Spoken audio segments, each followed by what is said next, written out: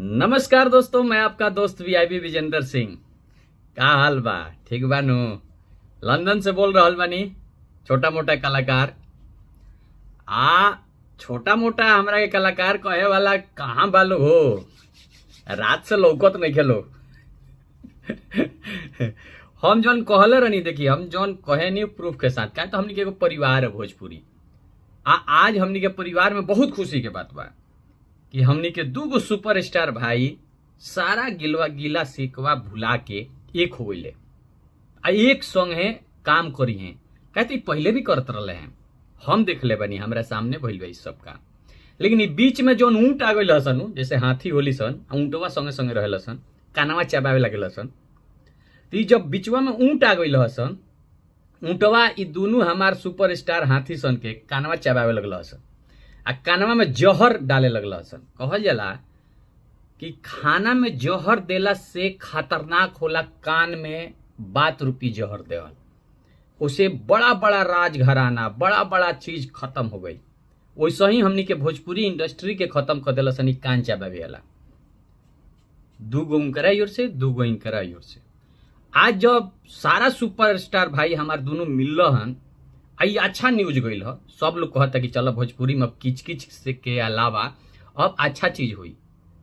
तो कुछ ई कनवा चबावे वाला ऊंटवा सन के बड़ा बुरा लगता। उ देखो तनी तिल मिलाइल बड़ा सन।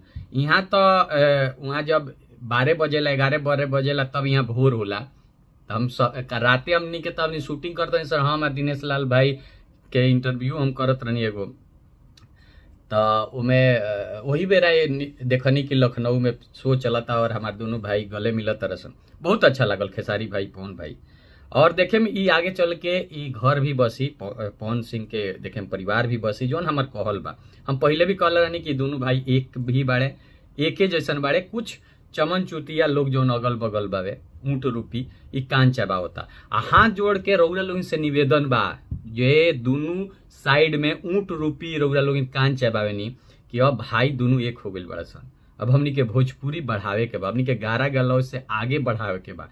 ए से अब ये प्रोग्राम के बाद फेन से कान में जहर मत डली हलो, फेन से कान चबावे के कोशिश मत करी हलो, मत करी हलो भाई। केहू के घर बसो, केहू के आगे बढ़ो, उमें प्रसन्नता हुई। हमारा के जितना ट्रोल कैल लो उसे फायदा का मिलल?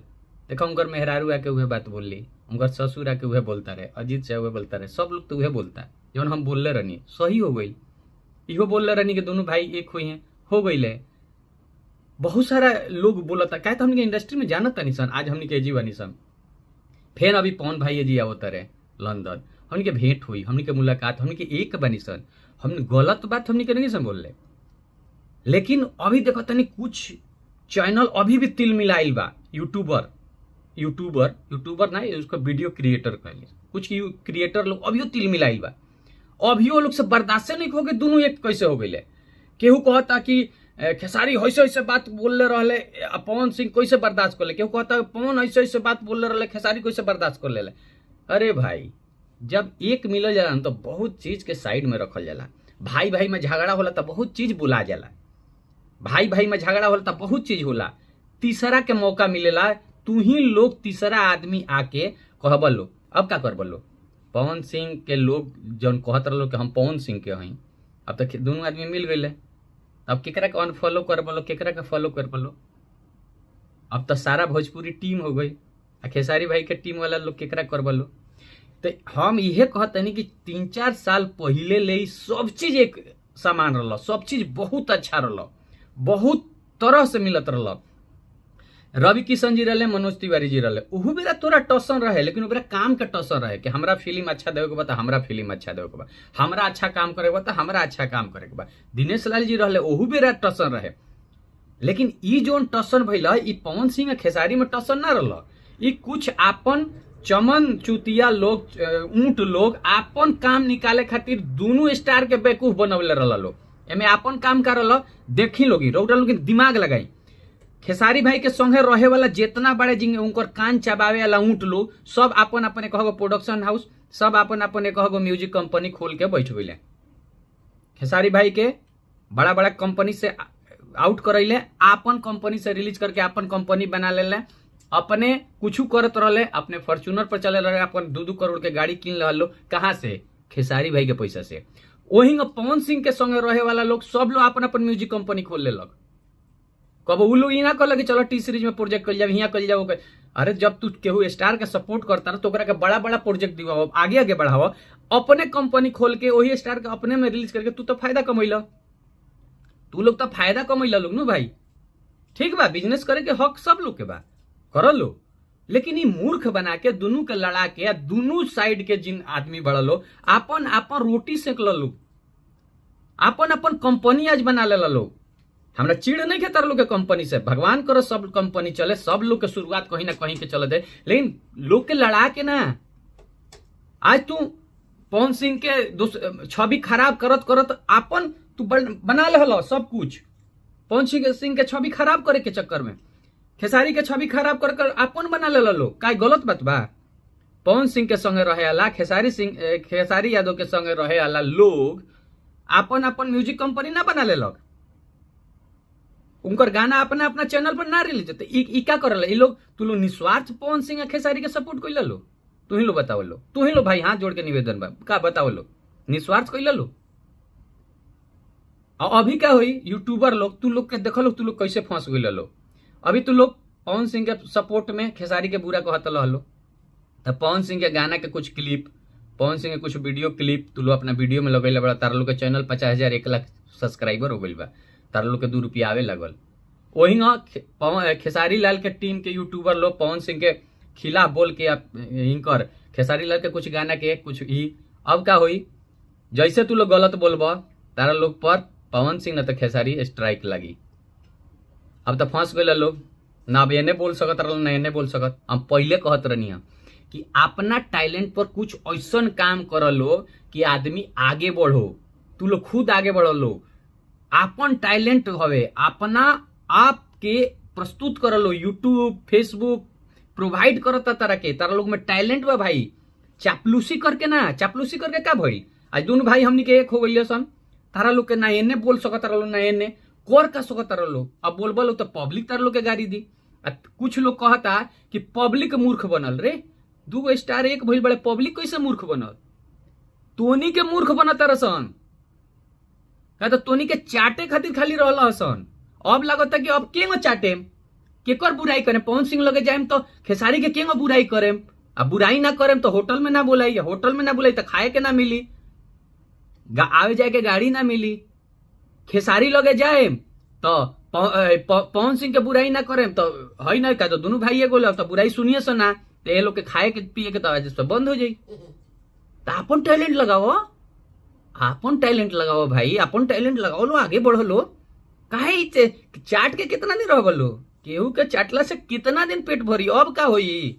अब तो सब जना के चैनल पर 10-10 20-20 गो कंटेंट ऐसा बा जना पर कॉपीराइट कबो मार के तारा लोग के बंद करा दिया सर। का कर बोलो, का कर बोलो, हमरा के बताओ लो। गलत बोलते नहीं। जहिया तू लोग खेसारी के विरोध बोल बोलो, खेसारी पवन सिंह कहिया के मारिया स्ट्राइक, पवन सिंह के गाना आइल बा मरिया 5 गो स्ट्राइक तो खत्म हो जाइबो।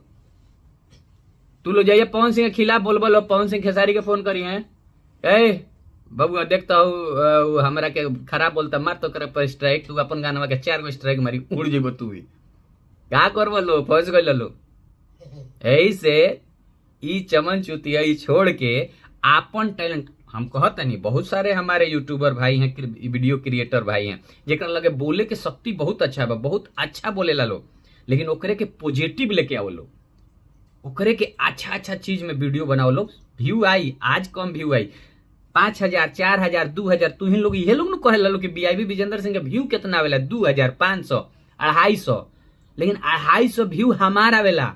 और वही टैलेंट पर आज हम अपना छपरा सीमान से बिहार से चल के लंदन में रेडिसन होटल 5 स्टार होटल में बैठ के शूटिंग करे आइल बनी, पैसा कमाए आइल बनी। कथी पर? उहे 200-250 व्यूआ के चलते। क्या तो 200-250 लोगवा हमार हो, वो हमारा टैलेंट पर, वो हम पवन सिंह खेसारी लाल फलाना फलाना के नाम ध के वो लोग के बड़ाई करके या बुराई करके हम व्यू नहीं पहले। तो भाई हाथ जोड़ के निवेदन बा कि अब हमार दोनों भाई एक हो गई बड़ा सन। हमनी के इंडस्ट्री एक बा, हमनी के इंडस्ट्री में तू लोग बाहरी लोग मत घुस, तू लोग ना हुआ कलाकार हो तो घुसल लोग, कैमरा मैन हुआ लोग तो घुसल लोग, प्रोड्यूसर हुआ लोग तो घुसल लोग, लेकिन तहरा लोग का जरूरत बा? का हुआ लोग न्यूज बनावे ला काहे हमारा भोजपुरी इंडस्ट्री में घुसत रहो? आ तू लोग घुसत रहो, कान चबावे के शुरू करता। भाई हाथ जोड़ के निवेदन बा, अब कान मत चबई हलो, अब कान मत चबई हलो। काहे तो बड़ा मेहनत करके फैन से दोनों भाई एक भइल बड़ा सन। हमनी के बहुत आगे बढ़े के बा, बहुत आगे चीज करे भाई। किचकिच से उठ के अच्छा अच्छा गाना, अच्छा अच्छा फिल्म, अच्छा अच्छा इंडस्ट्री में चीज देवे के बा। तो भाई तू लोग हमनी के इंडस्ट्री के ना हो, तू लोग हो तो कलाकार बन के आओ, अच्छा आदमी बन के आओ। लोग में झगड़ा करा के इंकर उनकर करा के मत आओ लोग। रात से हम देखते हैं लोग पानियों ना पचत हुई। ज्यादा ना के कहे के बहुत बहुत बधाई हमारे सुपरस्टार पवन सिंह भाई और खेसारी भाई के। दोनों जना अपन अपन गलती छोड़ के एक भइल लो।